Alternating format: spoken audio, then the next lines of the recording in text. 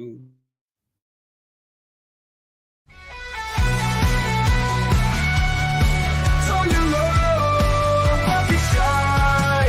Tug along with the Sunday crew. Geeking out is what we do. Giggle on, it's gonna be great. Don't be late, let's celebrate.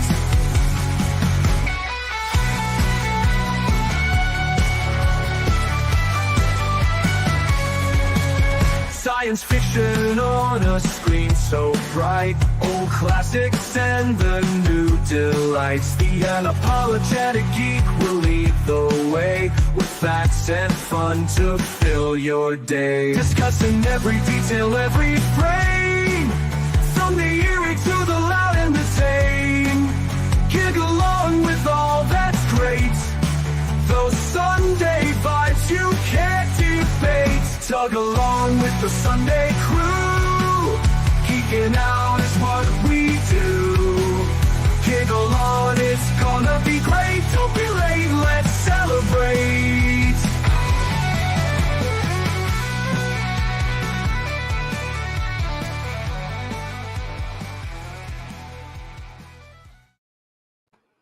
Happy New Year! Greetings from South Carolina. You know, you really an audio book like this, it would save me a lot of trouble. One day, but you don't want me to do it now because of this cough. Hello and welcome back to Tug Chat. I am back from vacation and I bring with me a horrible flu, so forgive me if I cough a lot. What was I saying? Oh, okay. So today we're going to talk about movies that we watched in 2025. So movies we watched last year. It doesn't have to be new movies, although most of the ones on my list were movies that came out last year. There's a few that I didn't. But just movies that you hadn't seen before, hadn't seen in a really long time. That's all. Thrash is not here with us today because he's never seen a new movie. He says he has to run errands. It's fine. I'm sure he'll have his stream still tonight. And let me say hello to everybody in the chat. Michael DeCosimo is here as always. Always good to see you. He watched the new Anaconda movie. I have not seen that yet. That's the one with Paul Rudd and Jack Black, right? Yeah. I saw the trailer for it. Yeah, there you go. you know, I think it might be a comedy. Yeah, I think it is. At least I hope Paul Rudd and Jack. On the trailer I saw, I'm hoping it's a comedy. The original's kind of a comedy too. I mean, it's not designed to be, but it is. Sarah, Happy New Year. Hey, Sarah. Jess Carowin, Texas Knight. Wim van der Straten, Happy New Year. My brother just got back from Austria. He's the one who gave me this flu. He got it in August. The Austrian flu? Yeah, I got the Austrian flu. It's great. Come from the same place my Voodoo Ranger beer come from. Yeah, there you go. I thought you said it was from Holland. Oh, it's from Belgium. Oh, it's Belgium. Okay, close enough. You need a schnitzel. I would kill for a schnitzel right now. That'd be great. Some sauerbraten. Mm. Yeah, I could do that. Anyway, sorry, distracted. Thank you, Carowin. I hope I will feel better soon. I am getting better. Let's see. Indy. Yay. After all that effort I put into forgetting last year of new movies. Oh, Uncle Joe is here. Hello, Joe. I haven't seen you here in a while. Anyway, so in the chat, you can feel free to just tell me the movies that you saw last year and what you thought of them. And hopefully I will notice the chat and I will read it aloud. Otherwise, we're just going to go ahead and get started. Enough preamble. So I'm going to go ahead and start with Predator Badlands, the most recent Predator movie. I saw it as a double feature with Prey, and that may have been a mistake. The putting them side by side is a really bad idea because Prey is really serious and minimalistic. It's trying to tell a lot of story without a lot of dialogue. I mean, there is a lot of dialogue, but it doesn't need to be there. Whereas Predator Badlands is a Marvel movie pretending to be a Predator movie. And don't get me wrong, I like Predator Badlands. I think it's fine, but it's a bit goofy and a bit silly. And there's a lot of goofy one-liners that don't land for me. But I did think that Ella Fanning as the android, both versions of her, was pretty great. And the actual Predator, as much as I hate the design, I still think he looks like a Jamaican punk. Like, which is as much as I hate that design, like he's a good character, and I do want to see more of him going forward. But yeah, don't watch it right after watching Prey, because the tonal shift is 180 degrees. So, did anybody else see it, or is it just me? I have seen some of it in clips and stuff. Avoiding it. Okay. I just keep hearing so much negativity about that movie. I don't know if I want to see it or not. But I have seen clips on YouTube, and all of it don't look bad. But what I've seen of it kind of reminds me of the Alien Earth series I was watching that I finally finished over the holidays. And the last 2 episodes, dude, are pretty good. I'm not going back. I don't care what you say. It was worth it for the last 2 episodes. I'm glad you were able to find enjoyment in the last 2 Oh, episodes. no, I didn't say I enjoyed it. Oh, okay. I made the statement. I sat through it, and the last 2 episodes weren't as bad as I thought they were going to be. Clear on that. Okay. I did see the one you were talking about, Prey, with the Prey. where the bear gets killed and all that. I thought that was an excellent movie. Yeah, it's not flawless, but as a Predator movie, it's great. I really like it. I think it has a little bit of silliness where she's like throwing the axe back, or the hatchet back and forth. The Alien versus Predator Requiem or whatever it was. Oh God, it's better than that. Most things are better than that. Just saying. Even the first Aliens versus Predator is better than that, and that's a terrible movie. So anyway, Dan, with the pyramid under the ice. Yeah, that one. It's cool just because of the pyramid under the ice thing. Yeah, I mean, like, it's a good idea, and it's a Paul W.S. Anderson movie, so it's very schlocky and stupid. The same guy who made Resident Evil. You know, I can enjoy Alien versus Predator, but it's not a good movie. And like the Queen Alien at the end, like turns into a T-Rex from Jurassic Park, basically. It's very silly. Anyway, Dan, tell me a movie you saw last year. You see, when you say last year, my memory is really bad. I've seen a lot of movies last year, and even trying to put them all together would probably give me a stroke. And I don't need another stroke. I've had one in the last 3 weeks. So I'm going to stick with stuff I've seen and watched since the last time I saw you. And right after we talked and you decided to take a holiday, I saw this thing, this trailer, and I was like, wow, there's this massive war movie that I have not seen. It's like 18 hours long, and it's called The Winds of War. And I was excited because I love war stuff. I think Band of Brothers was probably one of the best things I ever saw. Agreed. I love Saving Private Ryan. I'm a big World War II. All the John Wayne movies. I love this kind of stuff. So I started watching The Winds of War, committed to sitting through it. Even though Jan Michael Vincent, one of the actors I truly can't stand in it, there was always the hopes that, hey, it's a war movie. Maybe I'll get to see them bite the farm and it'll cheer me up a little bit. That would make my Christmas. So I started watching The Winds of War.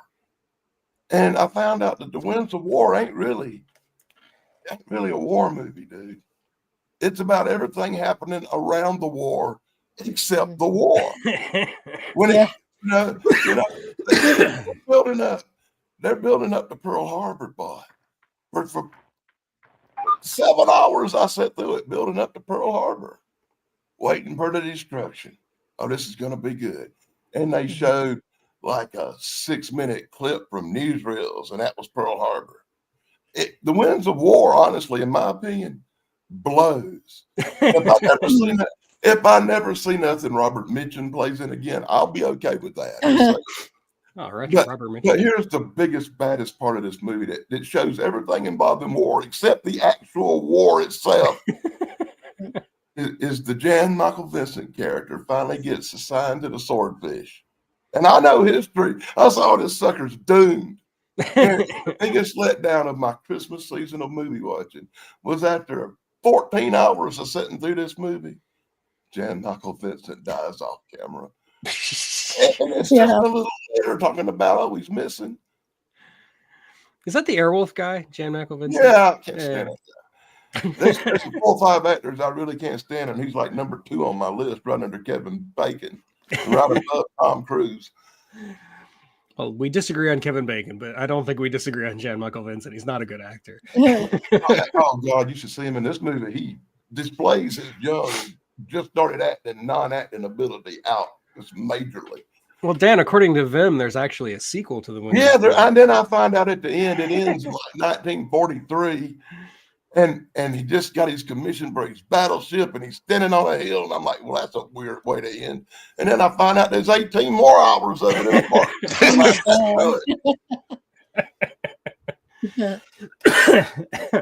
I'm not sitting through it, brother. I'm surprised you sat through the first one. So I love war stuff, man.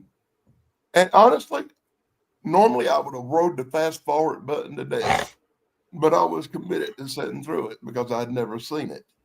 You know, once you've seen something, watch it again, you can kind of fast forward the dumb stuff.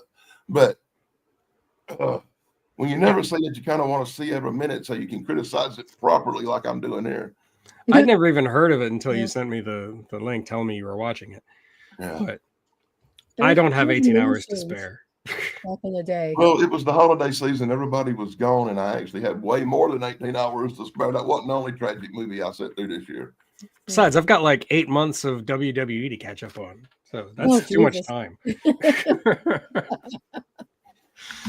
Once a few months of WWE, if you missed it, you wouldn't be missing much either. I've heard. Yeah. It's just ever since Jey Uso won the world championship. Just like, I don't hate Jey Uso. I just hate that it takes him like a freaking hour to come out, you know? Yeet. Anyway, it's enough about that. But that's my number one pick. Is something I've watched recently on and on and on. You're not going to forget that anytime soon. Yeah. I'm not going to forget it in my lifetime. It would have all been worth it if they'd showed the swordfish getting blown to little pieces, and you know that one little scene of Jan Michael Vincent going, "Ah!" It all would have been worth it. Okay, Shane, what have you seen? I'm gonna go with probably the newer movie I enjoyed the most last year and got to see it in the theater, F1. Ooh. I think that movie got snubbed at the box office, but I haven't heard anybody say anything bad about it. It was really enjoyable for the experience. Like in the there was something else playing too. I think it was that Superman, one of them. When those three came out, it was Jurassic Park. That one was competing with that one at the movie theater. So it was like I saw more people going in there. My theater, there was like 5 of us. That's sad, man.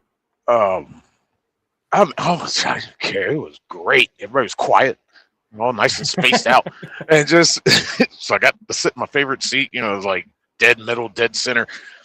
And the cinematography of the movie is just great. The camera shots they went with, the in-car stuff. And the movie has a strong vibe of Driven with Sylvester Stallone, but not quite. If I had to pick one of the two, I'd go with F1 over Driven. Because, you know, Sylvester Stallone, he's hokey, corny, whatever, in the movie. Brad Pitt in F1 is just like more serious. And his character was just so laid back in a sense, like he didn't care about the money or the fame. He just loved to race. They subtly, you know, subtle exposition of his backstory and everything. A real nice work in. And, you know, he's there to help this team. And they got the new kid who's this black guy. I forget his name. But he was good. Wasn't over the top. I think it was good acting all around in that movie. And, of course, he unlocks the potential of the black kid and boom, he becomes the next best thing. And he's like, he's the driver now. You turned him into what we needed. Yay, thank you. He's like, all right, I'm out. And he goes off to he's a wanderer. Brad Pitt he's just like a wanderer. He just wanders like to race. And he's the go-to call guy. And was like, I need a driver. And he was like, when you need me, and, you know, I'll be there. But very enjoyable. No, I plan to see it because, yeah, like you, I haven't heard a bad thing about it. And my stepdad is actually or was an F1 driver, and I want to watch this movie with him. Wow. Yeah. So I have to go back to Orlando to see it because I don't want to watch it without him. Yeah, I think they did a good job staying like true to the sport rules, the things that go on like race wise, pit wise, stuff like that. A lot of mechanics of the driving and everything seemed pretty solid. Cool. Whereas driven just seems kind of comical. Yeah. Him and the young kid raced through the streets of Las Vegas or something. It's like, okay, come on now. Yeah. Hey, Buff, you ever see Greased Lightning with Richard Pryor? I own it. I own it. The story of the first black NASCAR driver. It's probably one of Richard Pryor's best movies that he ever made. Yeah, that is a real good movie. It's got what's his name in it? I can't think of his name. But he played Black Barton, Blazing Saddles. He's one of his pit guys. Works on the car. That was the first movie I saw him in, and it was just like. Then I saw Blazing Saddles, and it was like, hey, it's the same guy. Yeah, Grease Lightning. That's a real good movie. It seems like the older movies are always better. Mm-hmm. Yeah. At Yeah. heart. I'm not going to say all new movies are bad. There are some good ones. But for the most part, yeah, older movies are better. Cleavon Little. Yeah, that's his name. Thank you, Indy. Yeah. It was in my brain somewhere. I just couldn't come up with it. I was struggling too. I keep struggling over this one actor's name, and I should know it by heart, but it just won't come to me never. Okay. And that was the guy from earlier, the guy that hangs out with Christopher Lee. Peter Cushing. Yeah, see? Why is his name a black hole in my mind? Grand Moff Tarkin, obviously. Give me 5 and ready. That's pretty good. Okay, Tracy, did you see anything new last year? Well, new to me. I mean, there's That's lot what of, like old vintage things that I haven't seen in a long time, so I've forgotten the plot lines and stuff. But I was watching what you guys recommended to me too was Hellboy. That was pretty cool. Reminded me of kind of like like he had sort of like a sense of humor about him too. I mean, it wasn't like he reminded me of like one of those detective kind of guys. It's just like, okay, just tell me the truth, man. Just show me the way. Show me who I should knock just off. the facts, ma'am. Yeah, exactly. I mean, he was like making jokes and stuff, and it wasn't like he took himself seriously, like some of these monsters in movies are, but he wasn't like that. He also had like a good attitude, and I like the actors in there, and I like that one young lady who lived in that condo or whatever it was. I can't think of her name. She was an African American girl. I don't know if it was. I want to say Ray Dongchon, but I know it's wrong. But she's pretty popular. But yeah, I like that movie. I thought it was pretty fun. Yeah, I really enjoyed watching all the Hellboy movies early last year. That was a blast. I like the Hellboy movies too, but I like the older Ron Perlman Hellboy movies more than the new stuff. But Yeah. with the new stuff, time passes. I'm flexible. I like the Ron Perlman ones, and they continue to talk about making a third one with Ron Perlman. They're still talking about it, even though they've made like 4 other Hellboy movies in the meantime. If you want my opinion, they missed the ball when they could have had Tim Thomerson play Hellboy, and I think he would have made them much better than any of them. But. Yeah, maybe. I mean, I like Ron Perlman a lot. I think he's great. He's Ron Perlman. Yeah.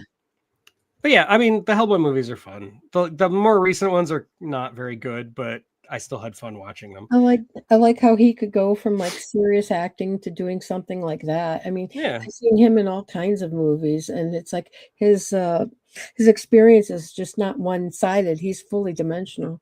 Yeah, I agree. And I think Hellboy, it toes that line between like being comedy and being a comic book movie and having a little bit of horror sprinkled in.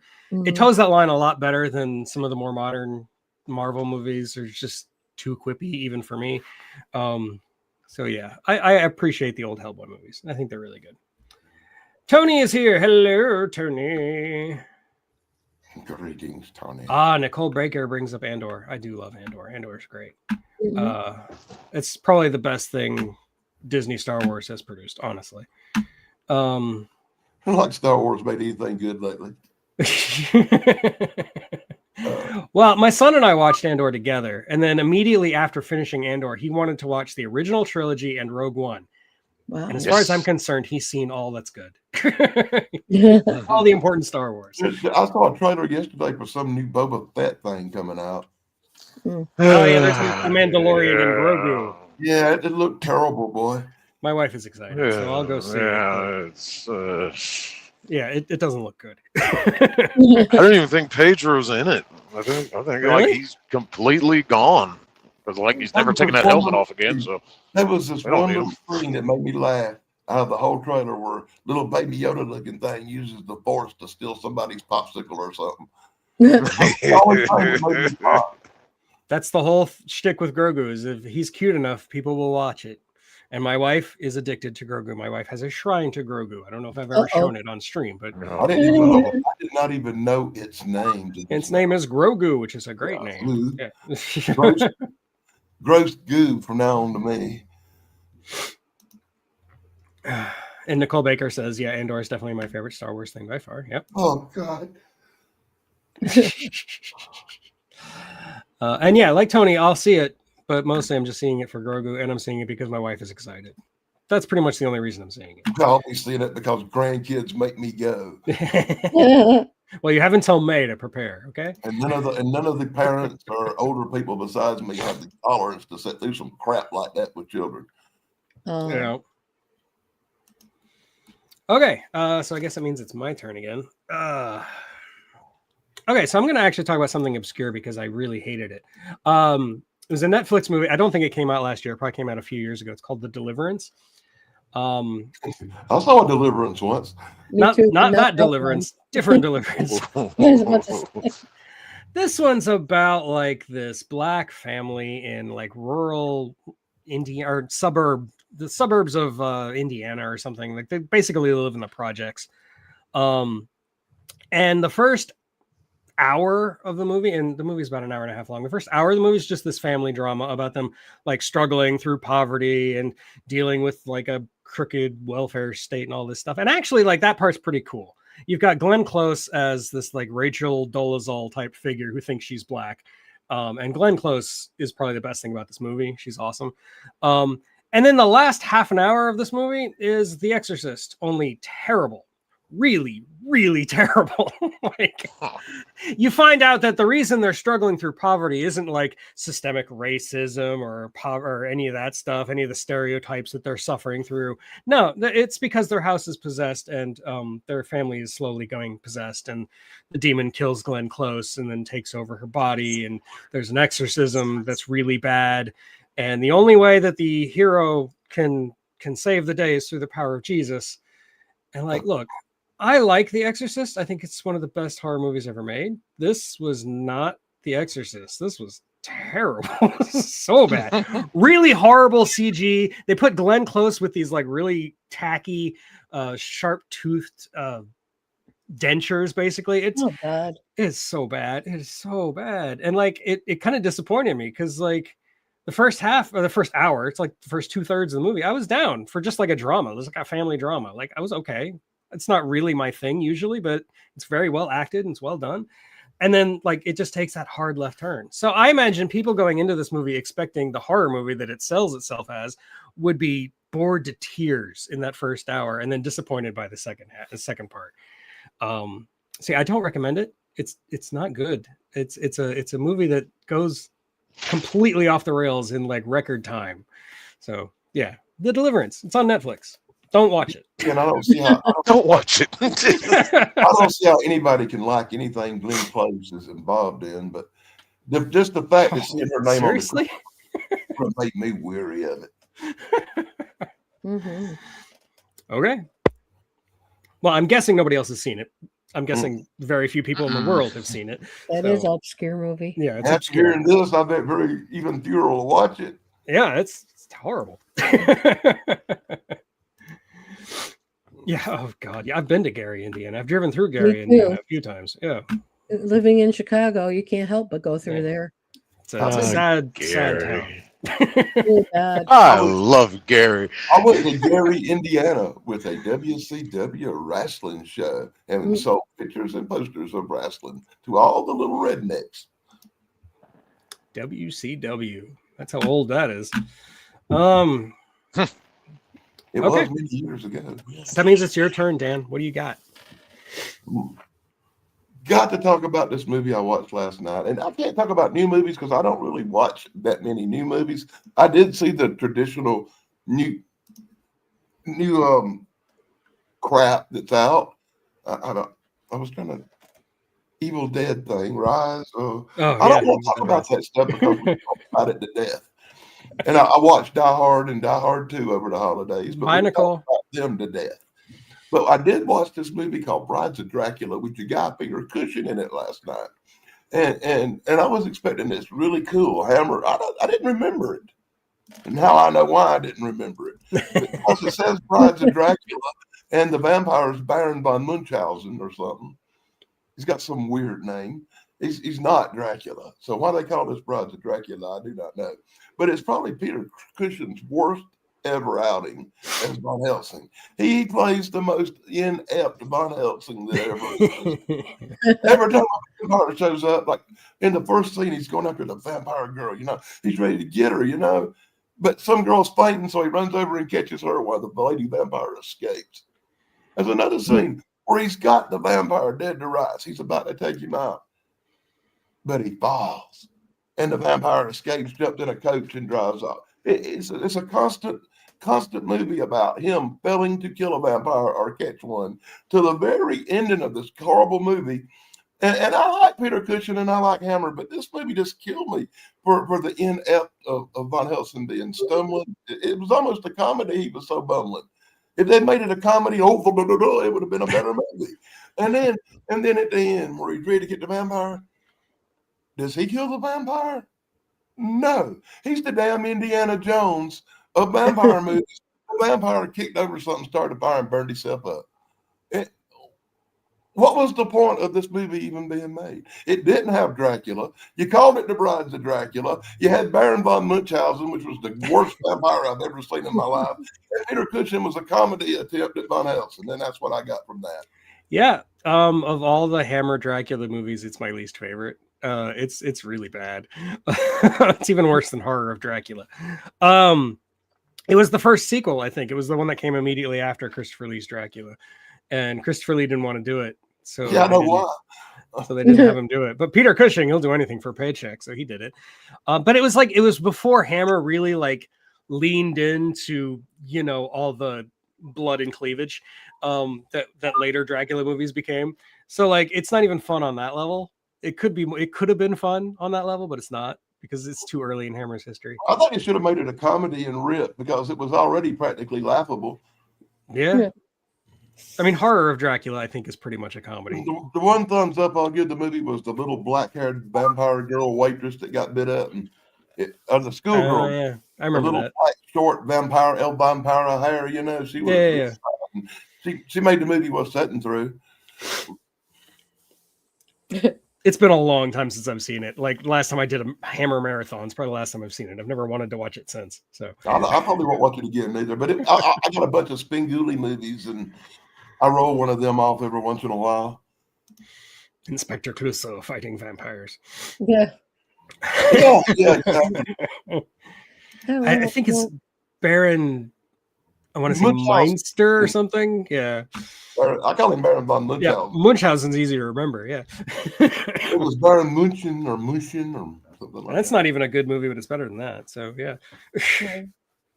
Okay, Shane, your turn. Oh, we're gonna go with my probably biggest disappointing movie last year. James Gunn's Superman. Yeah. Aside of the movie, we've already you gave this man the DCU, and he took the DCU and merged it with the DCEU, and I don't know if he realized he did it unintentionally or not, but Peacemaker ties both of them together. Yep. And it's just like, well, this can't work now because now you have two Supermen. And it's like this doesn't work. But whatever. That movie shows that James Gunn is just pretty much one note, one trick. Yep. And it's like, I'm gonna make everything like this. I'm like, okay. What they did to Superman in this movie is just like, when is he gonna start being super? You start the movie off, he's getting his butt kicked. And I was like, okay. And then goes and gets his butt kicked again. And Lex Luthor is fighting him with remote controlled. You made a clone of Superman, but you have to give him commands on what to do. It's like, that seems like that should be Advantage Superman. This has to wait on a command to be told, like, while he's waiting, hey, attack. You have the advantage. Superman 4, they had to do it again. I think the only good thing in that movie was Mr. Terrific. the only black guy in the whole movie. It's like, he's the best part. I've heard so many people say that too. It's like, I liked him. I'd like to see more of that guy. He was better than Superman in his own movie. And like, yeah, he was. He was cool. He was serious. He had a little comedy in him. He was badass. But and then what they did to Supergirl, it's like, oh, she's a drunk frat girl. Like, aren't you supposed to be older than Superman? Why are you acting younger? I was like, oh, let's make a movie about her too. That thing looks horrible. Yeah, I'm not looking forward to that. He's destroyed the DC universe before he even started. I was just like, I got no hopes about any of this stuff coming out. But yeah, it really disappointed me. Yeah, I didn't think it was like that bad, but it did definitely disappoint me. It's not a Superman movie. It doesn't feel like a Superman movie. It feels like Guardians of the Galaxy. And I really don't like David Corenswet as Superman. I think he's not well cast. I don't like him. And I do think that they leaned way too heavily into comic book goofiness without having the spirit of Superman in the movie. Like, he's not Superman. He's just not. Like, if they did anything right in that movie, they showed how the human race of society are sheep. Yeah. Because, what was he? He was down on the street, whatever, surrounded by people, and Lex is on some news show, and he's playing this video he stole from this fortress about his parents saying something. And it's like, everybody just looks over at him. Oh, no, you're a bad guy. It's like, how long have you people known me? When have I ever done anything of ill intent? I don't know what this is. Everybody just believes it. Oh, it's on the news, so it's got to be true. Also, Lex Luthor has a reputation in this universe already established. He's not the greatest of guys. He looks evil, but we're just going to believe him. I was like, really? Really? Okay. So this is a different universe than where Superman wore the black outfit and Batman had to kill him, right? Well, yeah. But, he was the bad guy, right? Yeah, I'm just saying. Like, I wanted to like the movie. My son really liked it because he's a teenager. He doesn't know any better. Oh, he liked it. He liked it just like everybody else because of that cute little dog. Youth gone bad. Everybody liked it because of the cute dog, boy. Come on. Crypto. We couldn't at least get a dog that looks like Crypto. I'll be honest with you, it wasn't my favorite movie. I don't like the guy who played Superman. I agree with everything he said. The main thing I liked about the movie, and I'm trying to be positive this year, and I did like the guy who played Green Lantern. I think he was excellent. He carried the movie with his off-wit humor. He plays in another TV show called The Rookie, and I really like that actor. Yeah, he wasn't too bad. Yeah, but I agree with Shane. I think the best thing about the movie is Mr. Terrific. He's great. God, whoever that girl was playing Lois Lane, like, you're no Lois Lane.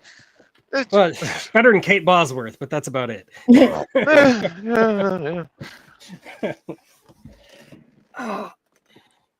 Sorry. Okay, Tracy, what do you got? Like I said, I was delving into like vintage movies, and here's one I saw a long time ago. I was in high school.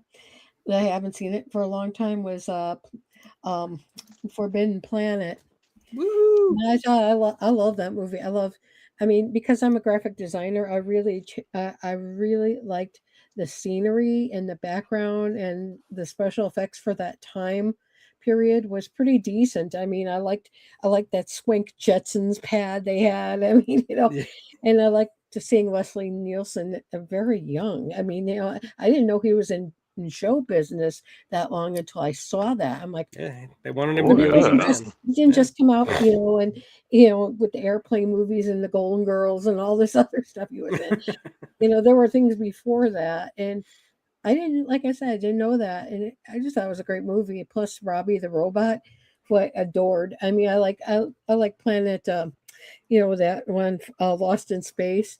Oh So yeah. Robbie the robot was a prototype for that robot. I want to say like see something or I what? don't remember the name. Yeah, yeah, in that movie. But yeah, it just was a really good movie. I really appreciated that movie. Yeah, I think Forbidden. Like, I recently was on a different. It was a podcast actually. And we were going through like the different decades and our favorite sci-fi movie from every decade. And when I got to the 50s, that was a hard choice, but I eventually settled on Mhm, Forbidden Planet. I think it's probably the best sci-fi movie of the 50s. Um, it's got everything. It's mhm. yeah. Leslie Nielsen is the lead. Is great.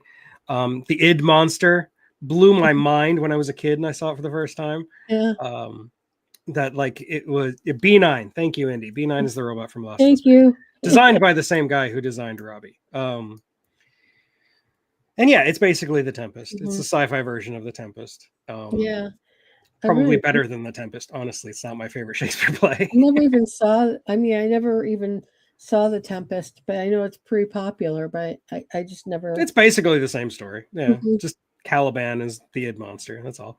mhm, Um, but no, great I movie. And it inspired Star Trek. So yeah. And mhm, there's also a real good parable to Jaws in it, in the fact that the first rubber monsters they made, they didn't like the way they looked on camera and stuff, and it wasn't working out, so they just made the monster invisible, much like you don't see Jaws in Jaws. mhm, Right. And at the end, they decided to animate in the monster, and I think that had a whole lot more effect that you could only see it when the beams of the force field were hitting it. mhm, That made the monster all the more scarier that you couldn't see it. And they animated him backwards. I forget what the actual process is called, where you actually like shoot a light through black mhm, and like you just carve out where you want the the animation to be. mhm. It's the same effect they used in Tron in the 80s, but like it made it look unique. It made it look not like a Disney animation, even though it was Yeah, done it by was a really Disney animator. sharp. Like I said, I like that pad. I wish I had one like Yeah, that in mid-century modern. it was cool. I love that house. Yeah. Mhm. And Anne Francis. Yeah, in Love that Anne Francis. pool. I mean, it was like kind of like all decored out. I just thought it was actually kind of lovely. And Walter Pigeon is the tormented mad Mhm, scientist, good mhm. stuff. Yeah. Backlit animation is really that simple, Indy. I think it is. Yeah, you're right. Mhm, I recently got to see some of the pictures from the Forbidden Planet stuff that they where they did costume test, and you Yeah. should see the first costumes that young girl was wearing. That they said, "Nah, you can't do that," and they made them redo the costumes with the thick, can't see through stuff. The original costumes were these long, flowing, silky gowns that you could totally just see everything through. And them pictures are out there if you want to look them up. I did not recommend them. And yes, Texas Night. Thank you for reminding me. The Electric Tonalities by Bebe and Louis Barron, the first fully electronic soundtrack.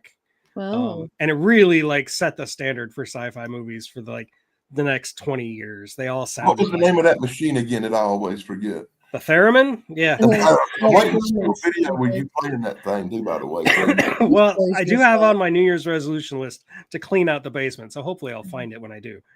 Yeah, yeah, the Beach Boys used that Fairman on their Pet Sounds album. Woo! Pet Mhm. Sounds. That's a good album. The movie Nuts. I've never heard of that with Barbara Streisand and Leslie Nielsen. Okay. I've actually heard of it. I haven't seen it, but I've heard of it. I don't tend to watch Barbara Streisand movies. I'm gonna get a point not to. That's why I haven't seen it. She's like the female. She's like the female Tom Cruise. Mm. Well, then I have more of her to see then. You know, us chicks in Barbara movies, you know, Xbox late at night and feeling sorry. Like to watch But your on the bags. other hand, I have seen probably every movie, even the bad ones about Greek weddings that Cher ever made. Mhm. Yeah, I've seen a few. Something like you were saying something about the Princess Bride movie. Oh yeah, Intent to nudge, nudge. I think it was Chance who was talking about how he doesn't like that movie. I Everybody jumped on him. Anybody not like something about that movie? It's weird. I really didn't appreciate that movie, to be truthful. Saw it and I was like, God, what a waste. I could have slept for 2 hours. I said it before and I'll say it again. Now, if you're ever going on a date and you want a romantic date, put in a copy of The Princess Bride. Girls Yeah. love the movie. That made me laugh so hard. And yes, Indy, you are correct. There is no actual theremin in the Forbidden Planet soundtrack. Just sounds like it.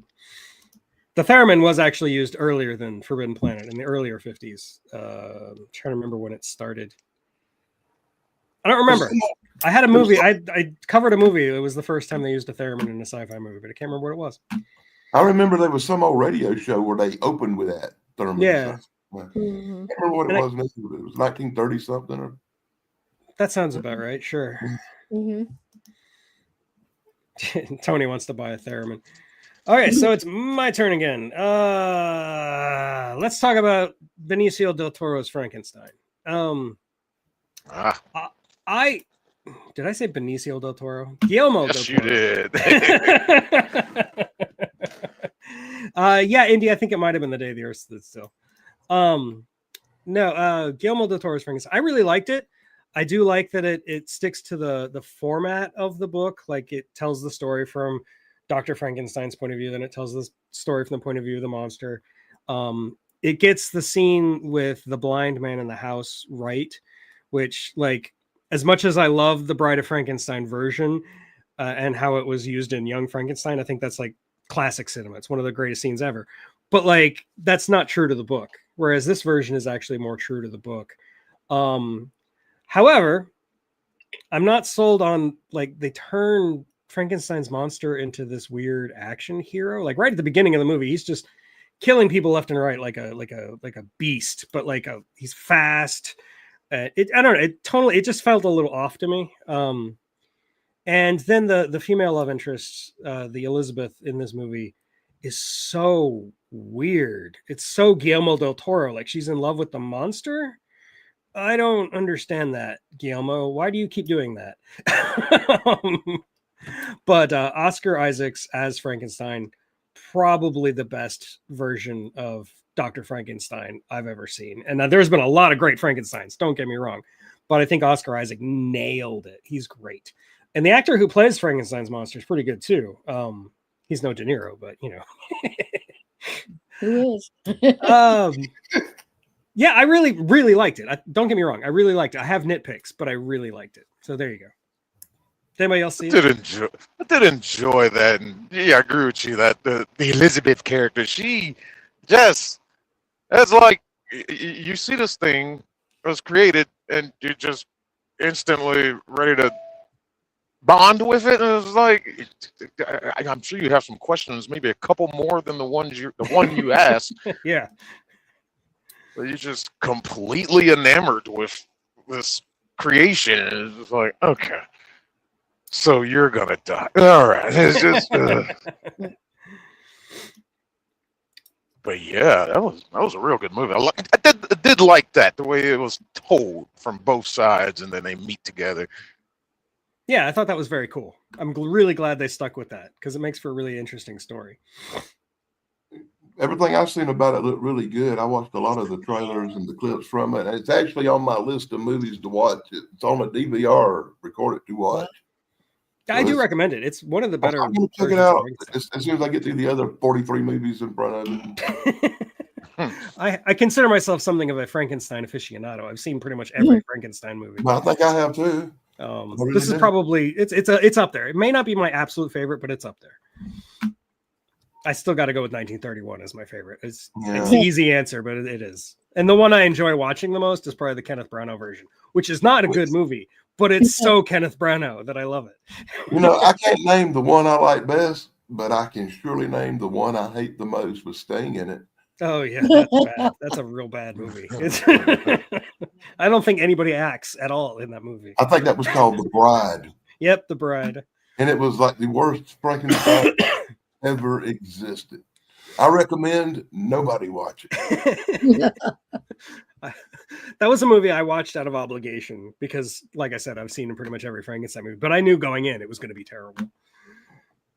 Abbott and Costello Meet Frankenstein is pretty good too, indeed. Yeah. You can't go wrong with anything Abbott and Costello's in. Anyway, so that's your turn, Dan. Okay. Well, I could go through all the horrible Christmas movies I sat through this year just because they're fresh in my mind, but I'm only going to pick one. And I really want to talk about Die Hard and Die Hard 2, but I'm not because we discussed that they were the best Christmas movies I watched in the last 3 weeks. One of these weeks, we've got to just sit down and just talk about the Die Hard movies. I know Shane's going to be there for that one, but I'm down with Die Hard because one of I these days. freshly watched both of them. And I will say by the last 30 or 40 minutes of part 2, I was a little burned out. Started fast forwarding him crawling around through some vents and stuff a little bit. So that's the first time but I'm gonna talk about the one I really did enjoy seeing because I hadn't watched it in a long time because I didn't watch it last year. And that was Scrooged with Bill Murray. Oh yeah, that's a great one. And I really enjoyed rewatching this and watching Rick Moranis and back when he was actually doing movies and I think it was one of the greatest Christmas movies ever made. And I think Bill Murray will live forever for his performance in this particular movie. Do you agree? I do. It's one of the movies my wife and I watch almost every year at Christmas time because it's our favorite version of Scrooge. Yeah. I think it's great. It's fantastic. And it's got what's her name is the Ghost of Christmas Present. I was gonna bring it up, but I can't ever remember her name. I can't remember her name off the top of my head. She's fantastic. She's wonderful. Sells the whole movie. And the cutest little female in history. I can't remember her name now. And she just beats the crap out of him. It's great. Carol Kane. Thank you, Carol Kane. Oh yeah, she is kind of fun. I have trouble with names. I really do. Especially directors. For a little bit. Before I continue, Texas Night and Carolyn have mentioned the same thing. It's Frankenstein, a True Story. It's with Jane Seymour. I've got a video on it on my channel. It's also a good one. It's pretty good. It's very different from the book. But anyway, like I was saying, Scrooged. I love it. I know just as much about the real family Frankenstein and the real family Dracula as I do the movie ones. Well, there you go. Yeah. That's cool. There's a really cool book about the historical Dracula called The Historian, where it's fiction, but it's written like historical.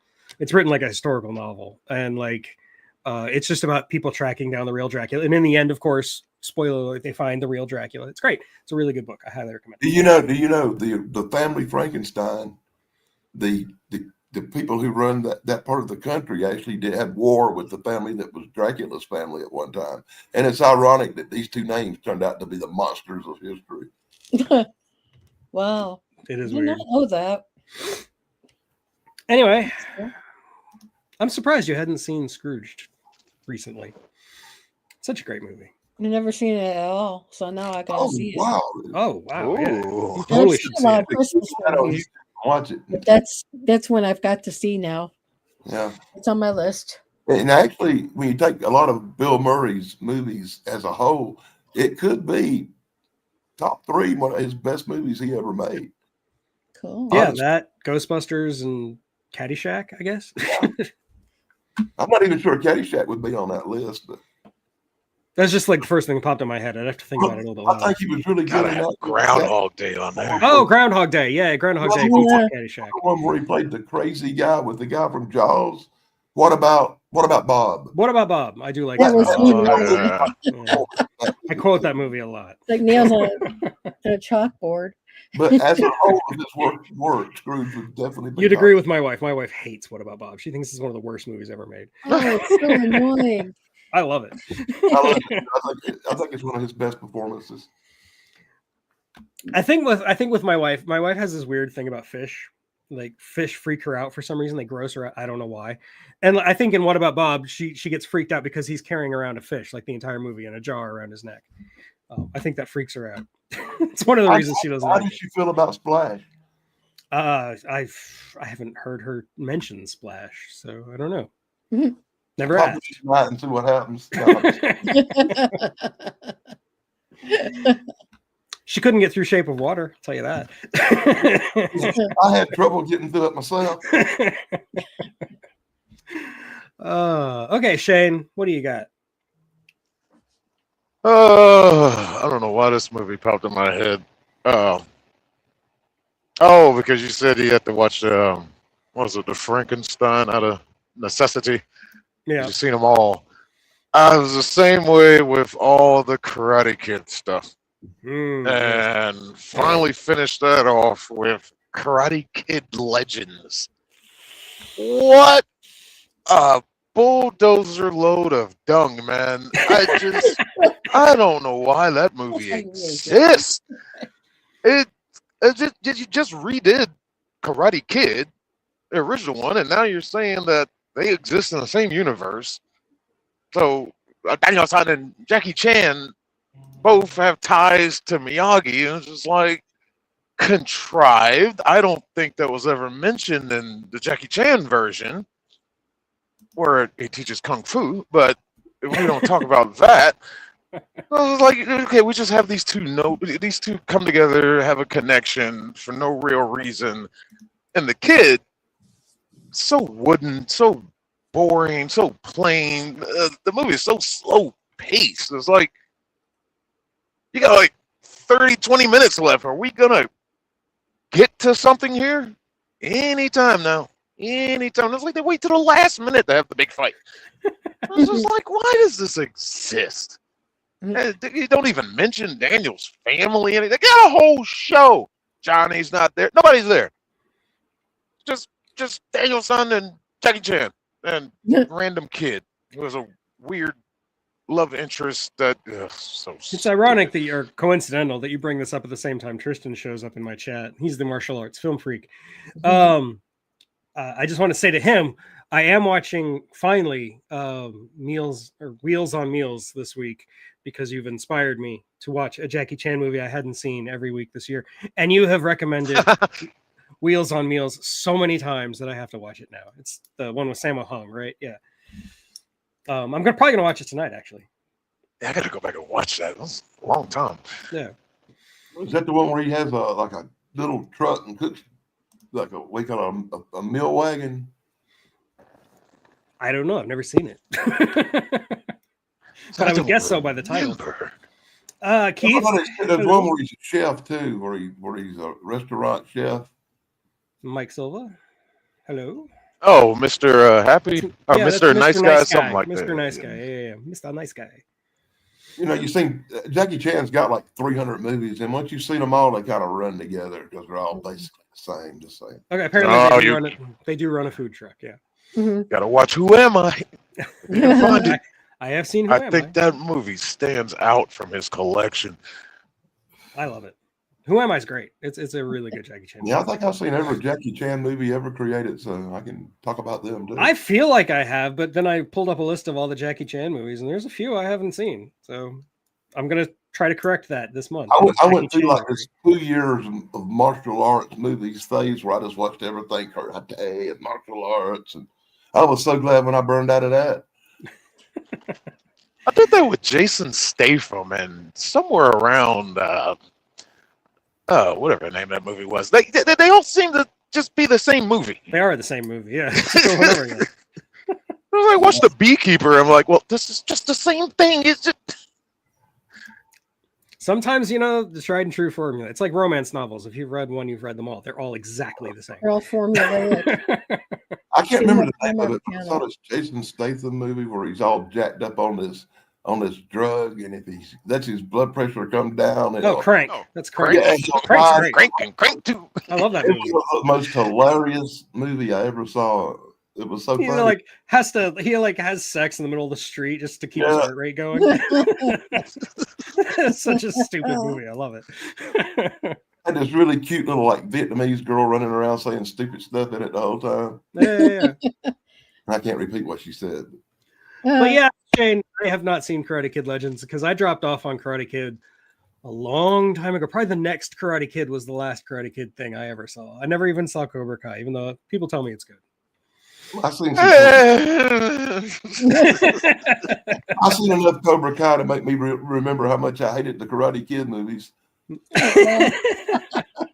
know, I give Cobra Kai one saving grace because, like, whether it's predictable or not, but when they like finally get to like the end of the tournament, and everything, let's just say Daniel goes back to his roots and dons a Cobra Kai dojo, and it was just like, oh, I can't believe y'all did that, and I smiled, and it was like, I really didn't think they'd do it, but they did it, and it worked. Well, that's something, I guess. Yeah, So you know, Cobra Kai. I was about to crack on anybody who would sit through that much Cobra Kai, but I just sit through the Winds of War. I feel I have no one to talk. Good point. Okay, Tracy, I got to mute so I can cough.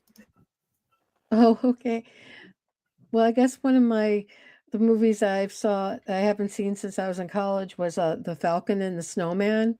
And I don't know if you guys ever heard of that movie or not. I can't say that I have. That came out like in '87, and it was about like money laundering and drugs in California.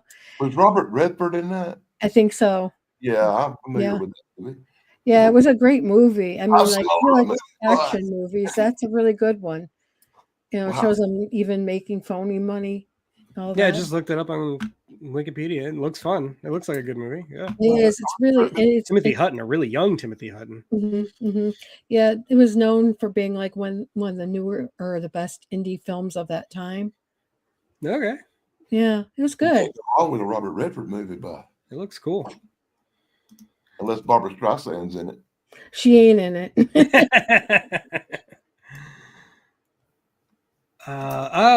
Bernard Rose's Frankenstein, says Carlos. So, hi, Carlos, by the way.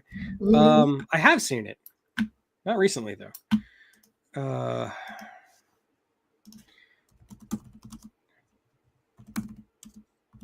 Hold on. I'm looking it up. Yeah, that was like in 2015. Yeah. That's when I probably saw it. Anyway, we were on Tracy. I'm sorry. I lost my train of thought completely. No, that's fine. I was just saying I appreciate that movie. And then if you haven't seen it, I recommend it. It's a good movie. It's action packed, and you know, it's not like one of these kind of boring movies either. It's a good written movie. Yeah, I'll add it to my list for sure. Because it looks good. It Yeah. looks like my kind of movie, honestly. What year did that come out again? 85. Oh, 85 even. Oh my gosh, freshman in A long college. time ago when I saw it. I saw it in the theaters. Yeah, I did too the first time around. I used to get made to go to a lot of movies because people didn't want to go by themselves. Nowadays, when I go to the movies, usually I do go by myself, and usually I'm it's like learning 1 about o'clock in the afternoon on a Thursday. You know, Yep. it's the best time. Nobody's there. Definitely. Love it. But that's just one of the ones. I mean, like I didn't expect you guys all to know about that, but it was a really good movie. Cool. Like I said, I added it to my list. Mm-hmm. So I guess it means it's my turn again. Okay, we'll talk about another movie that I didn't love. The Substance.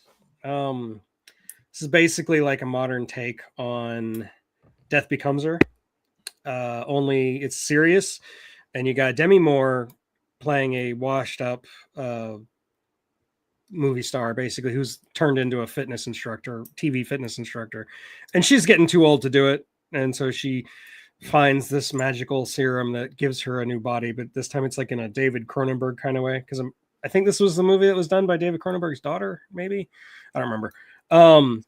And for the first, like, again, just like with the Deliverance, the first like 2/3 of this movie are actually really good, really interesting, very Cronenberg-esque, very gross, very very thought provoking. That's the word I'm looking for. And very cool visuals, really interesting ideas, a very cool universe setup. And then the last half an hour, just like the Deliverance, it just screws the bed. It poops the bed is what I'm trying to say. It turns stupid. It just gets really dumb. It breaks its own rules, which is something that offends me as a writer, is when you set up your own rules in your universe, don't break your own rules. And then in the end, it just turns into this ridiculous gore fest where they're just like covering everybody in blood, gratuitous, ridiculous amounts of blood in a climax that doesn't even make any sense whatsoever.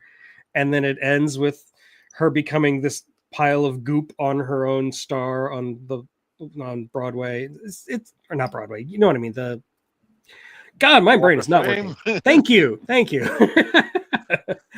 Oh, yeah, I didn't like the last half an hour. Everything up to that point was great. It was a good horror movie. It was a good Cronenberg-esque horror movie. And then it just turns stupid and really disappointed me because I was I'd heard so many good things about the movie and I was really looking forward to it. And I was really enjoying it up until a point. So again, I don't recommend it.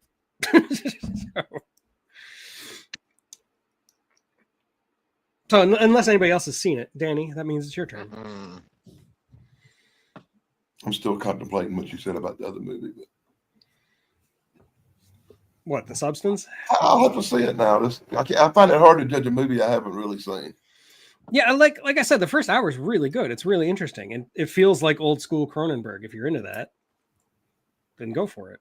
But be prepared. The ending is going to disappoint you.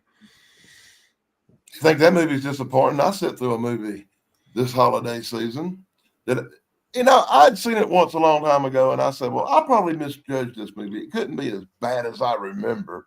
Let me sit through it again. I don't know what I was thinking. When I sat through a movie actually called Shocktopus, what was that? You got Shocktopus, man. Don't make me laugh. Let's have Octopus. You would think right off the rip, this is going to be bad, but you have no idea how bad it actually is till you sit through it. This had to be it's one of the worst horror movies ever made to be so freaking entertaining. How can a movie so bad be so funny and entertaining? I do not know. But it's worth watching because maybe it was my condition when I watched it, and that does help. Holiday spirits and all. But I enjoyed Sharktopus on the giant claw level of entertainment, and it was when I sat through this holiday season. It has sequels, Yeah, Sharktopus versus Terracuda or Whale Wolf. I seen these movies a long time ago, and for some reason I thought I would revisit one of them. I'm still trying to figure out why. But Carlos, Mr. Nice Guy is good. It seemed like a good idea at the time, and I was really unable to get up, walk across the room, and get the remote to change the channel, and it was on, so I just sat through it. Seemed like a good idea at the time. So did Human Sacrifice. Okay, Shane, that means it's your turn. I had to go back and watch one because we watched the remake of True Grit this year. Yeah. So that was my first time seeing that one, and I'd like, I got to go back and watch the original one again because it's been so long. And while it was fresh in my head, and I think they did a real good job with the remake. And if I had to pick one, I think I like the remake better. But a lot of scene comparisons. They stayed true to a lot of things. A lot of the dialogue between the little girl and the bad guy they were hunting. The dialogue exchange they had near the end is like they stayed true to that. What I didn't like was the ending of the original. So happy and yay, rise up today. It was like it's so at odds with the rest of the movie.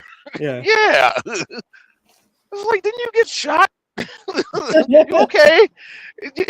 No, I'm fine. No. But yeah, they for a remake, I think they really did a good job of that. But yeah, I like the remake a lot better though. No, I agree, and I do think the remake is from just like a pure film standpoint, is the better movie. But I grew up with John Wayne, so it's hard to replace the original in my head. But I completely agree with you. The ending of the original is so jarringly off. Like, it isn't even like they were afraid to have bad endings in Westerns back then. I mean, you had Shane, one of the most famous bad endings of all Westerns. And even the Searchers has a kind of a downer ending where John Wayne has to walk away. I don't know why they chose that ending because it doesn't work at all. Like it feels like there's about to be a sequel or something. It's like, okay, when's the next Joker 2? No? Oh, okay. Shane's not okay. Okay, Shane is not a bad ending, but it is a downer ending. He's going away, he's riding into the sunset, but he's been shot, and the implication is he's dying. But he doesn't want anybody to watch him die. You know, I'm not going to go over the ending of Shane. If you know, you know. I like both the movies, but I think in the new version the acting's a little bit better. It is, yeah. The guy that's got the lead in that in the second True Grit Bridges, Jeff Bridges, yeah. Yeah, he's awesome in that movie, man. He's the perfect person to play that hillbilly. Completely agree. He actually like plays a real character, whereas John Wayne just plays John Wayne. He was one of the most believable hillbilly cowboys that ever existed. Yeah, I agree. You know a lot of hillbilly cowboys? Yeah, I actually do. I live in South Carolina. I was going to say you live in rural South Carolina, so. I wouldn't exactly call them cowboys, so it's more like when we was talking about Deliverance, you know, different kind of hillbilly. Yeah.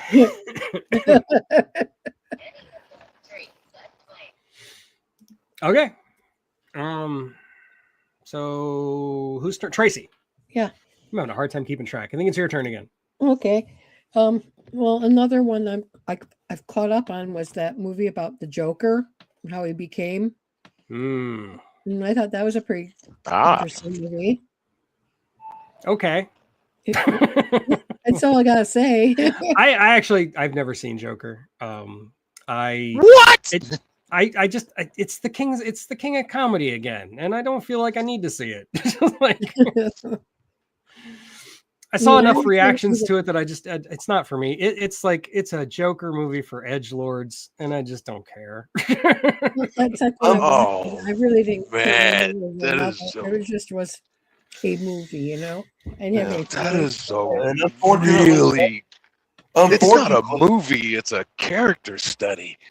It's really good. Unfortunately, I not only sat through Joker, I sat through Joker 2. and I got psychological damage from Joker 2. So that whole character that got it fucking got me. I don't care for the guy or the movies. Isn't the Joker 2 a musical?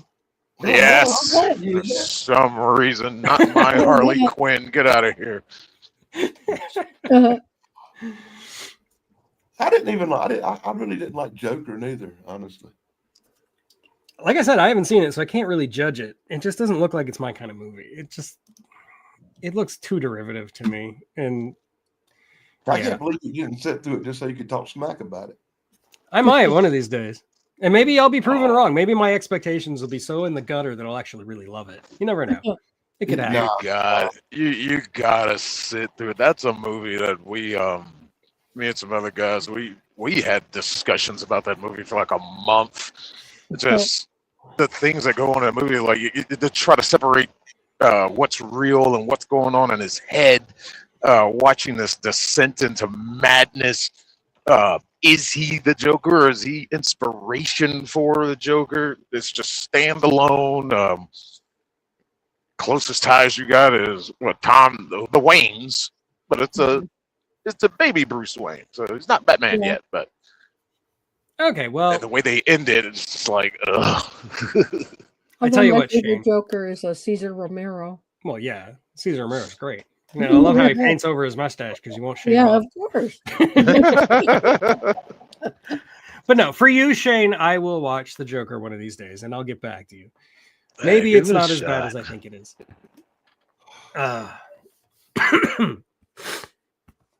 Sorry. Okay. My turn again. We're coming up on the end here. Maybe just a couple more. Let's talk about Tron Ares. Okay, let's get this out of the way. I hate Jared Leto. I think Jared Leto is terrible. I think Yes. I think most movies he's been in, he's also terrible.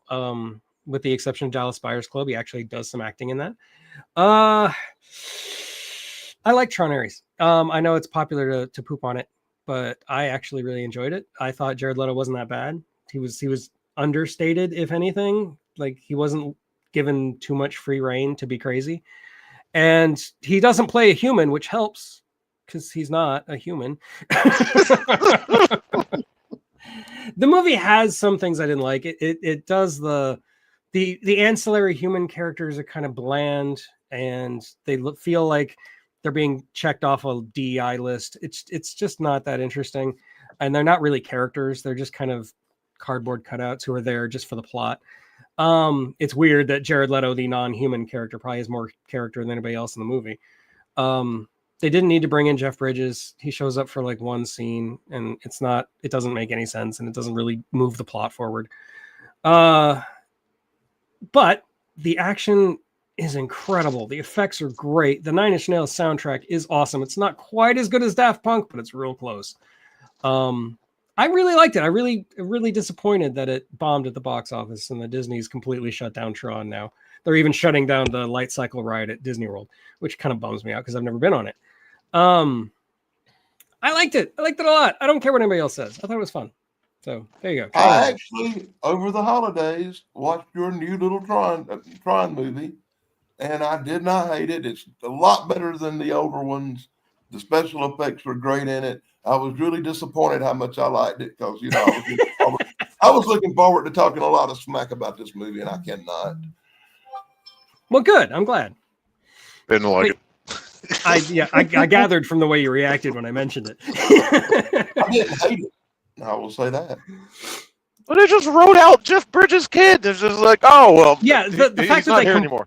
They completely ignored the last movie really bugged the crap out of me because I like Tron Legacy. I like it a lot. And yeah, they wrote out his character. They don't have Cillian Murphy coming back. What? You're just like starting a whole new story? Why are you doing that when the other story's not over yet? And then they have that like little teaser at the end where they go out chasing Olivia Wilde. That wasn't enough for me. I agree, but I still like the movie. All right. I just like the scenes with like the recognizer in the real world and like shooting the lasers out and everything. I thought that was awesome. I thought that was so cool, visually stunning. And yeah, the Nine Inch Nails soundtrack was really cool. So I'll just say it again. Really cool. I liked it. Okay, Danny, what do you got? Once again, I saw it and I didn't hate it. You were right. Yeah, But that's how hard it was for me to say that. Okay, I've been trying my best to talk about older movies because I don't really like discussing none of the newer stuff we talked to death about lately. Yeah. It seems like last year we talked about every new movie that ever come out and really hated most of them. But since we're talking about some new movies that come out in 2025, let me talk. I cannot think of one that come. Oh yeah, that was a good movie. Every one of them, I'm like, oh god, I gotta talk about that one. Oh, bye, Keith. I have to bring up one of the movies I saw, as disappointing as it was the horrible remake of The Toxic Avenger. Now, I really enjoyed the campiness of the first Toxic Avenger, but when they remade The Toxic Avenger and made him a munchkin, they made him an oopla. It really bothered me. It had destroyed the Toxic Avenger character for me in the remake. What did you think, Tug? I never saw it because I've seen enough of it. I've seen a couple of scenes and the trailer, and it looks like it takes all the fun out of a trauma movie. It doesn't do the same thing. Like it's trying to do something a little bit more serious, and that's dumb. And I officially want to make a petition to get Peter Dinklage to just go away. I'm done with Peter Dinklage. He was great in Game of Thrones, but that's all he's ever been good in. He's annoying. And he talks too much. Another point, when you brought that guy up, I didn't even want to say his name. I just called him the Oopla But it brought the hoopla up. Let me point out that it was his mouth that destroyed Snow White and the Seven Dwarfs remake. It turned it into AI piece of garbage. It was. Yeah, that was mostly his fault. Yeah. Another movie I was forced to sit through at the theater and endure in 2025. You actually saw it. Wow. Things you do for money. I've read the plot synopsis. It's communist propaganda, isn't it? Anyway, no politics. No politics. Whose turn is it? Buff, your turn. Oh. I guess we'll go with this one. They just disappointing. Don't know why. It was a Fantastic Four movie, or whatever they called it. New Beginning, something, whatever they called it. First Steps. Yeah. First Steps, yeah. Just, now it's set in a different universe. So that's good. Let's keep this unrelated from other things. But you're going to somehow try to work them in somewhere down the line. It's just like, well, then why put them in a different universe? But Pedro Pascal is just boring.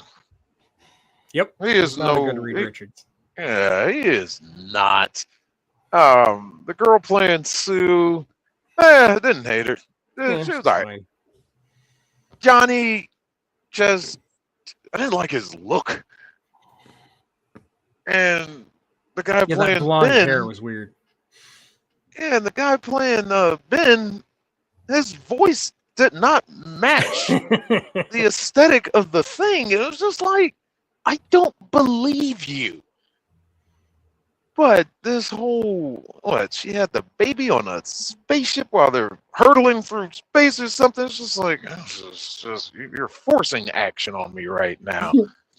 The female Silver Surfer, was supposed to be Surfer's wife or something. Why go with her? I think there's a comic about it somewhere. But weird choice, especially in this time we're in. Yeah, I know why. And it's just like, but why? It was like, you're just going to have people talking about that to begin with. We're like, all right, let's see what she does in the movie. Oh, barely anything. I was like, why are you here? But I did love what they did with Galactus. Yeah, they finally got Galactus right. And the actor they got to play Finally. Galactus, one of my favorite actors. He's so good. Probably the only thing I enjoyed in that whole movie is just him. It was just like, all right. And we know we're going to get more, y'all. Probably going to see them in Avengers Doomsday. I have no hopes for that movie whatsoever. That's I'm not feeling the hype for that. Yeah. Yeah, not at all. You know, the best Fantastic Four ever made, the best Fantastic Four movie ever made was never released. Oh, the first one? The Corman version? No, I think the best Fantastic Four movie is The Incredibles. Yeah. Yeah, I didn't hate it, but I didn't like it either. It was just kind of there. Like, it was like Pedro Pascal's acting. He's just kind of there. It's very vanilla and boring. I didn't care about the stakes because, again, this is a separate universe. So, like, the idea that this separate universe is like being threatened for the life of this one baby that hasn't even been born yet. I don't care about either the universe or the baby, so why do I care about the plot? That's cold. It's just You don't care about a whole universe. I didn't care. Like, they didn't give us any reason to like this universe or these characters. It just kind of, they tell us in the very beginning, you're going to like these characters, but they never give us a reason to, like, these characters are beloved. Why? Like, Yeah, they never actually tell us. So feel anything for any of y'all. It's just, I wasn't impressed, and I didn't even see it in theater. I waited till it came out on Disney Plus. I don't think I saw any Marvel movies in theater this year. No, that's not true. I saw Brave New World, but I forgot about that one too. So, oh god, that propaganda piece. Let's have okay, I'm going to talk about this, but in Brave New World, let's have a villain who is so smart. He's like 20 steps ahead of everybody, but everything he predicts is wrong. He's so smart, but he's really stupid. I hate that. The whole movie is just build up to Harrison Ford turning into the Red Hulk, and even that's not very satisfying. How you replacing his heart medication with Hulk pills? Like, wouldn't you notice that your medicine isn't working as it used to? Like, something's off here. I'm like, okay. They had to turn him into the Red Hulk so his old ass character to be able to walk around and do stuff in the movie. Yeah, honestly, like I only went to that movie to see Harrison Ford turn into the Red Hulk. That was really the selling point for me. And like I said, even that's disappointing. The climax happens really fast. You know? Anyway, that's Brave New World. And since we're talking about all the Marvel movies that came out last year, let's talk about Thunderbolts. I didn't hate it, but again, I didn't love it either. It was just kind of there. This is how I feel about Marvel now. I feel like they're just treading water. And Thunderbolts? What? Thunderbolts. I'm hesitant to watch that because I love John Walker. He should be the next Captain America, but he's actually give really it to this good. guy. Like in the Thunderbolts, that's the one thing I think I like. I like the characters in it. The plot is kind of stupid, but it's a Marvel movie. What do you expect? Yeah, it's just of the three, it's probably the best one, but that's really not saying much. So there you go. And like you said, I don't feel the hype for Doomsday. I don't care anymore. Marvel has lost so much stake in my brain. Like I used to be an MCU nut. I used to love the Marvel movies. I used to watch all the Marvel TV shows, but now I don't even care. I don't really care. Yeah. Okay, Tracy, last pick. What do you got? Another vintage movie that I saw, Rear Window. Oh, one of the best. I love that movie. I love There's a remake of that, I think, with Steve Guttenberg or something. There's a couple of remakes of it. There's one with Christopher Reeve when he was in a wheelchair. No, the one that I saw was with Jimmy Stewart. Yeah, the original, the classic. Yeah, the Hitchcock version. Yeah, I love that. And Perry Mason's the bad guy. Why can't I remember that? Raymond Burr, that's the actor's name. Yep. It's just Perry Mason. Rear Window is one of, I think, Hitchcock's best movies. It's Rear Window and Psycho are like the two that compete in my brain as his best movie. The idea of just sitting there and being a voyeur and seeing all these different people and all their different stories and coming to the conclusion that there's something fishy going on, and of course there is, and it's Perry Mason who's the bad guy. I love it. And Jimmy Stewart can do no wrong. I love Jimmy Stewart. I love his westerns. I love his Hitchcock movies. Jimmy Stewart is one of the best actors who ever lived. And I will fight anybody who says otherwise. So yeah, Rear Window. Great movie. And there was the Shia LaBeouf version. I think it was called Suburbia, which is basically just Rear Window again. And the Christopher Reeve version when Christopher Reeve was in a wheelchair. I never knew they did a remake of that one. None of them are as good as the original. Yeah. Well, I didn't know. I didn't say that. I just said. And when you bring up that, there's actually a really horrible Bigfoot movie called Abominable from 2006, which uses the whole Rear Window thing where this guy's watching these girls, and it starts out like he's just a voyeur watching girls, but it turns out there's a creepy Bigfoot in the woods, and he's watching the Bigfoot, and then the Bigfoot starts killing the girls, and he can't do nothing about it. But I really like that movie too, and it's like a whole takeoff on the Rear Window thing. Yeah. Wow. Oh God, War of the Worlds. Oh. I forgot about that selfie of a movie. Such Amazon ad. We're gonna save the world with the power of On's Prime delivery. That movie it's one of the worst movies ever made, but because it's so bad, I have seen it 3 or 4 times now. It is so awful. It's just Ice looking at the camera, going, "Whoa!" The entire movie. Anyway, the worst War of the Worlds adaptation by far, and there's some bad ones out there. And yeah, you're right. So bad it's good. I never saw The Naked Gun. I like Liam Neeson. Oh, the preview looked fun. It's just hard for me to get past that it's a remake of The Naked Gun or a pseudo sequel, just like Maverick. Yeah. Yeah. I mean, they stayed true, man. They honored the genius of the first 3 movies. and Police Squad and everything. They did a good job honoring that. Yeah, I've heard good things. I'll probably get around to it one of these days, but it's not high on my list. For as much as I don't really care for Liam Neeson, he was funny. He can do comedy. His timing, delivery, everything was good. I like it. It was all right. And I'm a big Leslie Nielsen fan. Everything I've seen from that movie looks incredibly hilarious. Like I said, I've heard good things. It's just hard for me to get past Naked Gun without Liam Neeson or without Leslie Nielsen. Liam Neeson, Leslie Nielsen. Yeah. What's the diff? All right. Well, I'm going to cut this now before I cough up a lung. But I'm pretty sure Thrash is going live tonight. I do not have a video dropping today because I've been out of town. But I am going to start working on my Invasion of Astro Monster video this week. So hopefully by next week, you will be able to watch me talk about King Ghidorah again. And yeah, that's about it. I should be back on BBB stream on Saturday this week. Hopefully I will actually be healthy and my back won't hurt. Let's hope. Definitely. You've had enough of that. Yeah, it's been a rough month and a half or so. Like, if it's not my health, it's my back. And now it's both. Yay. Yeah. And it's only a matter of time before I get another cortisol shot. So that'll be fun. Shane, are you going live today? No. I got some Fortnite to play with my niece. Oh, fun. I mean that. Like, that's fun. That's great. You're playing a video game with your niece. I don't understand Fortnite. Neither does my son, so I've never played it. So she talked me back into it. And I'm like, I need a break from Call of Duty too. I was like, all right.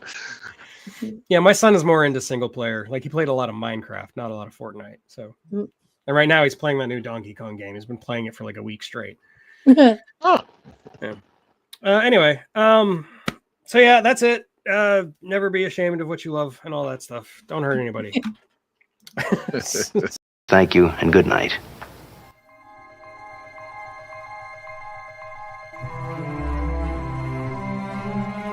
Bishop, Bell, and all else.